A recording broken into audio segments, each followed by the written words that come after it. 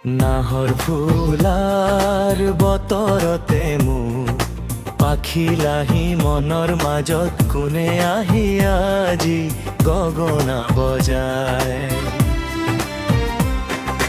হালধি মাহেৰে সুগন্ধি সনা চিকুণ কোমল দেহৰ ভাজত কিহে জানো পীৰে পীৰাই যায়।